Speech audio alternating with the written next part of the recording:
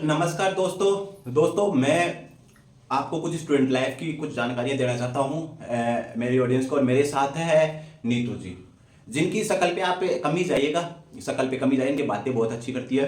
तो पहली तो जानकारी मैं दे दूं, मैं मेरे ऐसे दोस्तों से, ऐसे छोटे बड़े भाई बहनों को सादर प्रणाम करना चाहता हूं जो मेरी तरह 15 अगस्त या 26 जनवरी जब भी होती थी, जो मेरी तरह कचौड़े में या जग में या लोटे में कोयले और वास्ते गाल के प्रेस किया करते थे और फिर 15 अगस्त में पहन के जाया करते थे।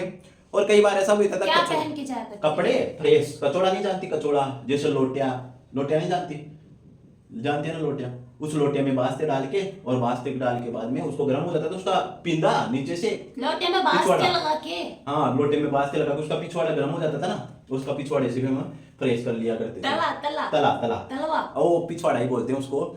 तो ऐसे हम प्रेस करते थे। और कई बार क्या होता था, 15 अगस्त के जाए बगैर ही हम रह जाते थे। कई बार जहाँ भी लोटा रखते थे वो कपड़े चिपक जाया करते थे। तो कई बार ऐसा भी होता था। फिर पाती दे लेते थे, अगर टाइम रहता तो पाती दे लेते थे, नहीं तो फिर विदाउट ही पहन के जाते थे। फिर मास्टर जी हमें पूछता था विदाउट कैसे, तो उसको दिखा देते थे कि बढ़ गया था। तो आपके साथ भी ऐसा हुआ है कभी, लोटे में कभी वास्ते गाल के? हमारे घर में प्रेस थी।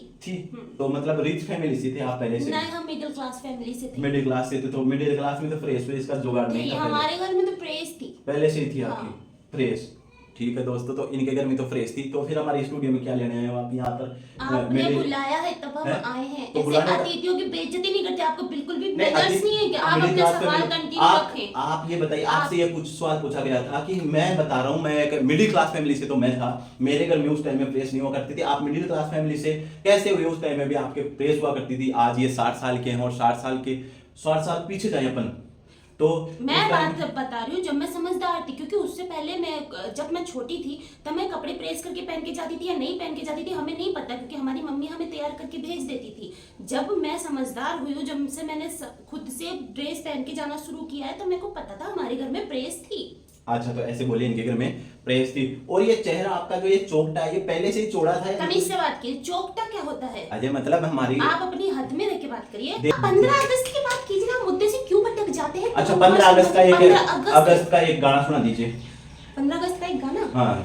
विजयी विश्व तिरंगा प्यारा झंडा ऊंचा, माइक में लेके सुनाइए आप। विजयी विश्व तिरंगा, माइक किसी एंकर का माइक नहीं पकड़ते कभी भी। विजयी विश्व तिरंगा प्यारा झंडा ऊंचा रहे हमारा। देखिए मेरी और ऐसे तिरछी नजरों से ना देखिए, मैं शादीशुदा आदमी हूँ। प्रेम शुदा रस गाने वाला वीरों को। ठीक है। तो नीतू जी आपको स्कूल में लाडू मिलते थे तो उनका आप क्या करते थे? वैसे नीतू जी को देखते हुए इनका मुंडा तो बहुत चौड़ा है, ये तो शायद 2 लाडू मिलते होंगे। कितने मिलते थे नीतू जी आपको? हमें स्कूल में मिलते थे 2 लड्डू। 2 लड्डू मिलते थे। तो दोनों को ये एक साथ ही, हाँ दोनों लड्डू को, इनके मुंडे को देखते, इतना चौड़ा मुंडा है, इसको देखते हुए तो लगता नहीं है कि ये लाडू किसी को देती होंगी या उनको घर लेके आती होंगी। फिर भी जान लेते हैं इनके विचार। नहीं तो जी आप लाडुओं का क्या करते थे स्कूल में मिलते थे? हमको लड्डू जो मिलते थे ना, तो फिर हमें शर्म आती थी खाने में सबके सामने।